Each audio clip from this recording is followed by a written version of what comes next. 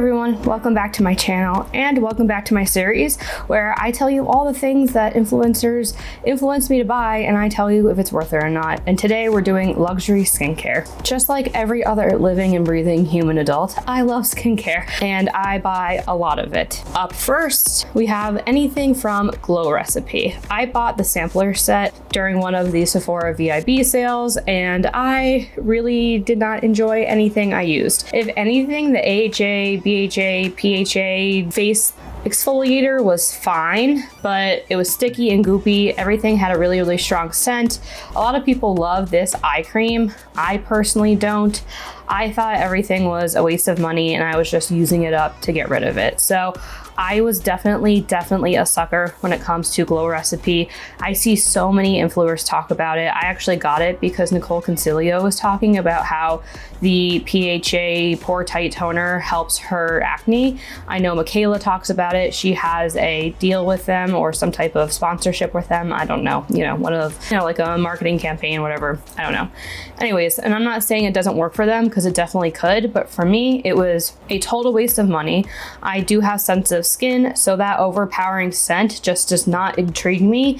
It doesn't sit well on my skin. It was goopy. It was a little bit irritating. So it was just a major pass all around. And I'm glad that I got the trial sizes of things because if I had bought the full size, I would be really upset. So am I a sucker? Abso-freaking-lutely, but thank God I'm a sucker that bought the travel size. This was so viral. These are all of the different Cicapair, Tiger Grass, Dr. Jart products. And again, I got this in a set. I needed it. I saw it online. Everyone was using it to control redness. I don't even really have redness, so I don't know why I thought to myself, ooh, I need that so bad. But it just seemed like magic, People were putting on this green cream and all of a sudden their skin looked like it had foundation on. Look.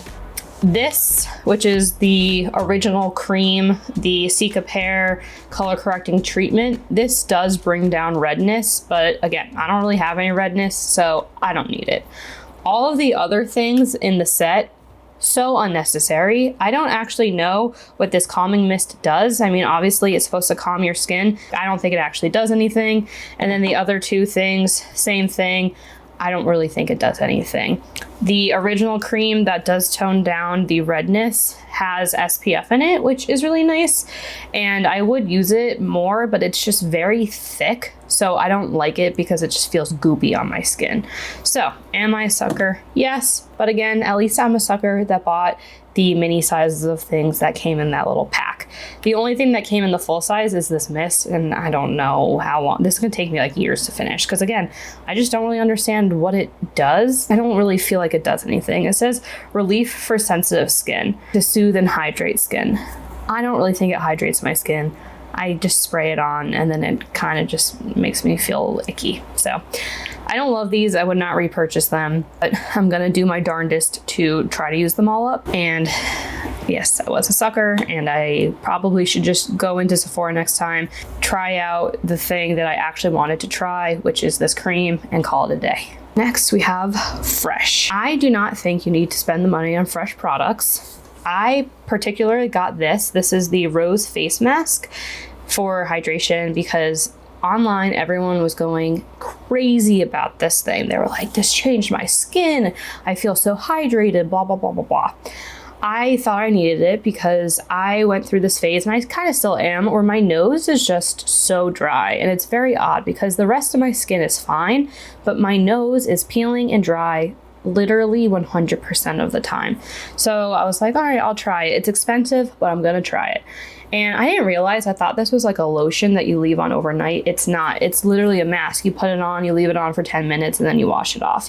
I just don't like that. I'd rather just put on a cream and let it sit. It does smell like roses. It smells like rose tea or something. Not that I've ever had rose tea. I don't know if that's a thing, but that's what it smells like. I just would not purchase this again. It's not that it doesn't work. It does definitely make my face feel more hydrated. I just don't really like face masks. I'm lazy. I don't want to do them. I just want to put it on my face and leave it, you know? I don't have to wash it off. I also, yes, I see the benefit like right after I use it, but then the next day I don't see the benefit. I don't see long-lasting benefit. I don't see continual use benefit. So if this really works or not, I'm not totally sure. Like in the moment, yeah, but after that also I always follow it up with a moisturizer. So it's like, what's the point of doing this moisture mask and then putting moisturizer on top of it? You know what I mean? This, I was a sucker. I do think it works though, at least in the immediate, but this is definitely less suckery than the other two products. Like I fully believe that the avocado eye melt and all of the watermelon products, all the Glow Recipe products are definitely just like the biggest sucker of sucker skincare. Same with this magic green cream, so much of a sucker, but this fresh stuff, really not as gimmicky or as much of a sucker as those things or those items. I just don't know if it's worth the money. Up next, we have Pharmacy. And this is a high-end skincare brand that I fully support. So I have the Honey Grail and I have the Honey Halo. The Honey Halo especially was everywhere last winter and I grabbed that up super fast. The packaging is really nice. It comes with this little magnetic spatula, which is super bougie, super nice. And I love this stuff. I really do. And I do think it's worth the money. So am I a sucker? I mean, maybe because I bought this cream. However, Pharmacy does have good deals if you go to their website directly. So I recommend doing that. And I do think this cream is so worth it. It has a beautiful light scent to it. It is super hydrating, and it is perfect wintertime dry skin lotion. If you have dry skin, definitely check this out. Not a sucker when it comes to Pharmacy. Indie Lee. So I have the Super Fruits face moisturizer, and then I have the Eye Awaken eye serum. The face moisturizer I didn't really see everywhere. I don't think this is like a suckery product, but the Eye Awake serum, I definitely did see everywhere. A lot of people were talking about this. And if you've been on my channel before, you know how I feel about eye creams, which is I will try every single one of them for the rest of my life. So I definitely wanted to try this because people were saying it helped a lot with the discoloration under their eyes. I've been using this for about 2 months now and I don't see any type of difference. This is expensive too. So look, if it helps you, great. For me, I see no difference. I don't think it hydrates.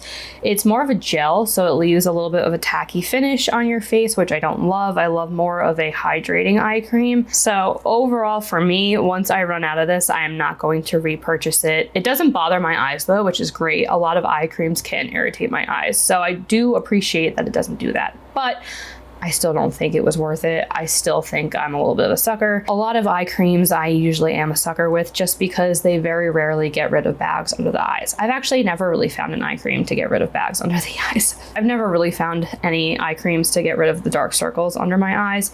So in that way, I guess every eye cream for me, I'm a sucker with. Will never stop trying. Next skincare item is the Peace Out Retinol Eye Stick. I really liked this thing, which was surprising for me. I did have to use it with another hydrating eye cream. If I used it alone, it was a little bit too harsh. I think because of the retinol, it was just too drying and my eyes would feel a little bit sore, a little bit irritated. But if I went in with a hydrating cream, they were totally fine. However, I do think it helped my eyes a lot. It helped the bagginess under my eyes. It helped them not look so swollen.